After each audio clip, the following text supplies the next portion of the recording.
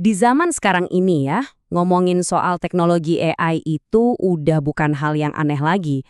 Apalagi buat para pelajar. AI ini udah kayak, ya udah jadi bagian dari keseharian. Bisa dibilang udah kayak teman setia yang selalu siap sedia buat bantu belajar. Coba-coba deh bayangin sejenak. Kamu punya teman belajar yang pinternya kebangetan, gak pernah ngeluh capek, dan bisa ditanya kapan aja, 24 jam sehari, 7 hari seminggu. Wah, keren banget kan? Nah, kurang lebih, kayak gitulah peran AI buat kita sekarang ini. Yap, persis banget kayak gitu. Rasanya tuh kayak punya guru privat pribadi atau mungkin teman sekelas yang jeniusnya minta ampun, yang nongol kapanpun kita lagi butuh bantuan. Nah, sekarang yuk kita bedah bareng-bareng apa aja sih kekuatan super yang ditawarin sama AI ini? Oke, yang pertama kita bahas sisi baiknya dulu ya. Apa aja sih kekuatan super yang dimiliki sama teman belajar cerdas kita yang satu ini? Salah satu hal paling keren dari AI itu kemampuannya buat beradaptasi. Kita semua kan punya cara belajar dan kecepatan yang beda-beda ya kan? Nah, AI itu bisa loh nganalisis kemampuan kamu, terus bikinin rencana belajar yang khusus buat kamu. Misalnya nih, kamu lagi pusing banget sama aljabar. AI bakal fokus ngasih kamu materi dan latihan soal aljabar terus-terusan sampai kamu jago.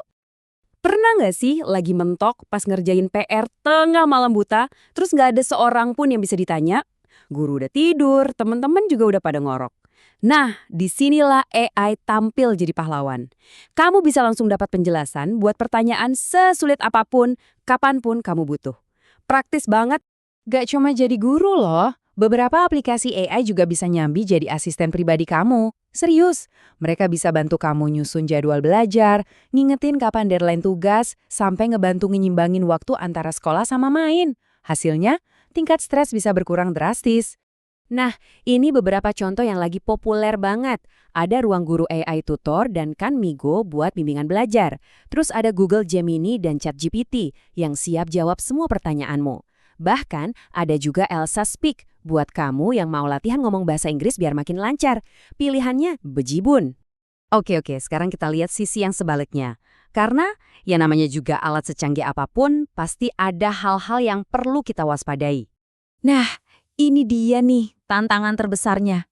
Di satu sisi, AI itu nawarin kemudahan yang instan banget. Tapi, di sisi lain, ada resiko kita jadi, malas mikir sendiri. Ini benar-benar kayak pedang bermata dua. Risiko paling gedenya, yaitu tadi, ketergantungan yang berlebihan. Coba deh pikirin, kalau kamu tiap kali bikin esai selalu minta bantuan AI, kapan kamu bakal belajar buat ngungkapin ide-ide brilian pakai gayamu sendiri?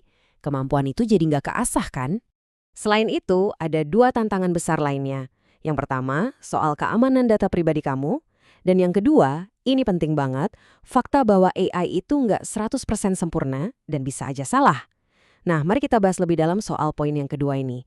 Ini pertanyaan yang super krusial. Dengan semua kecanggihannya, apa kita bisa gitu aja percaya 100% sama semua informasi yang dikasih sama AI? Jawabannya singkat, padat, dan jelas, tidak selalu. Penting banget buat kita semua ingat, AI itu bukan sumber kebenaran yang mutlak. Loh, kok bisa salah atau bias gitu? Gini, penjelasannya sederhana aja. AI itu kan belajar dari data yang dimasukin sama manusia. Jadi, kalau data latihannya ternyata mengandung informasi yang nggak seimbang atau bahkan keliru, ya hasilnya juga bisa ikut-ikutan ngaco. Contohnya kayak yang ada di layar, AI bisa aja merekomendasikan hal-hal tertentu cuma karena ngikutin pola yang dia pelajari, bukan berdasarkan fakta yang objektif. Jadi, pertanyaannya, gimana caranya kita pakai alat canggih ini dengan bijak? Biar kita yang jadi bosnya, bukan malah sebaliknya. Panduannya simple banget kok. Gunakan AI buat cari ide dan inspirasi, tapi jangan sekali-kali buat copy-paste tugas. Pakai AI buat memahami konsep yang rumit, jangan biarin dia yang mikir buat kamu. Dan yang paling penting, selalu, dan aku ulangi ya, selalu periksa ulang faktanya. Intinya, jadilah pengguna yang aktif, bukan yang pasif. Pesan utamanya bisa kita rangkum dalam satu kalimat yang kuat ini.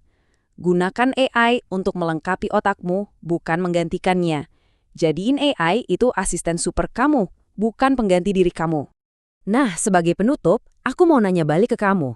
Dari pengalaman kamu sendiri nih, aplikasi AI mana sih yang paling kerasa ngebantu banget buat belajar?